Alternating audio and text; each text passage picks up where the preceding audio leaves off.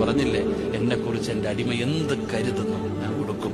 നാളെ അള്ളാഹു പ്രതീക്ഷയാണ് വേണ്ടത്. നാളെ നരകത്തിന്റെ മുമ്പിൽ വെച്ചുകൊണ്ട് അള്ളാഹു ഒരുത്തന്റെ നന്മ തിന്മകൾ തൂക്കിയിട്ട് അള്ളാഹ് പറയും, നീ പൊക്കോടാ നരകത്തിന്റെ അവകാശിയ.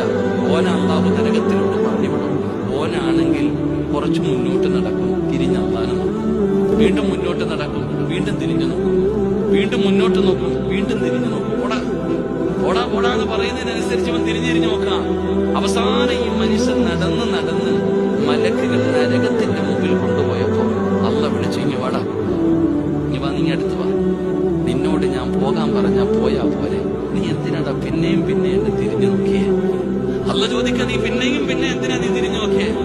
അല്ല പഠിച്ചാനെ, അള്ളാഹുവേ, നിന്റെ അടിമ കരയുന്നത് നിനക്കിഷ്ടമല്ല. അള്ളാഹ്, ഞാൻ ദുനിയാവിൽ പഠിച്ചിട്ടുണ്ട്, അള്ളാഹുവേ, നിന്റെ അടിമ കരയുന്നത് നിനക്കിഷ്ടമല്ല. നിന്റെ